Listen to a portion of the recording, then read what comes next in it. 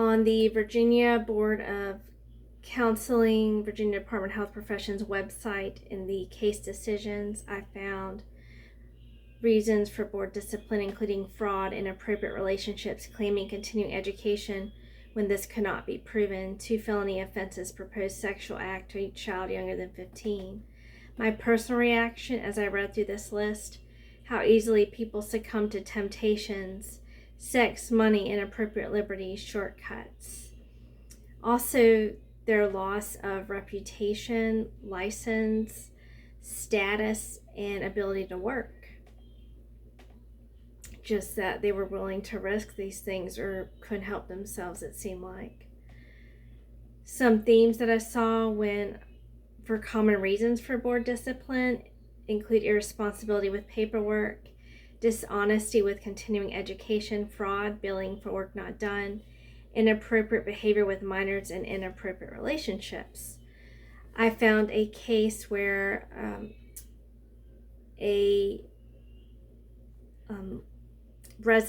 LPC resident, Martha Renee Wiles, during and after treatment of client A 29-year-old male patient who presented for individual therapy between August 30th and November 19, 2018, she engaged in a dual romantic and sexual relationship with the client.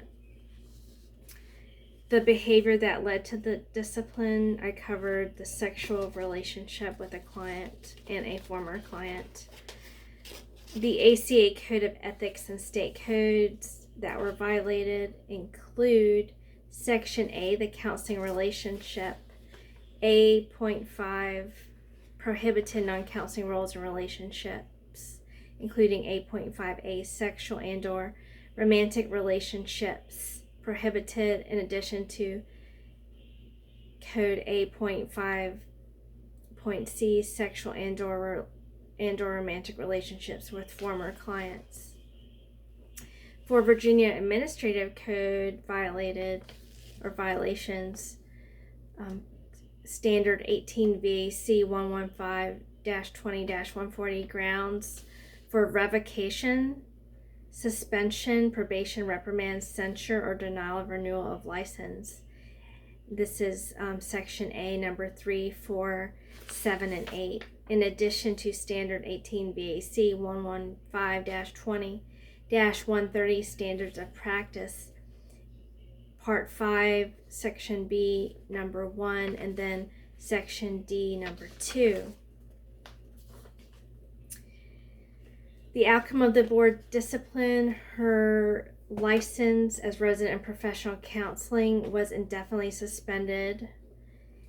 Also, it was recorded as suspended, and then should she seek reinstatement, there would have to be an administrative proceeding, and then the burden would be on her to demonstrate that she is safe and competent to return to the practice as a resident in professional counseling.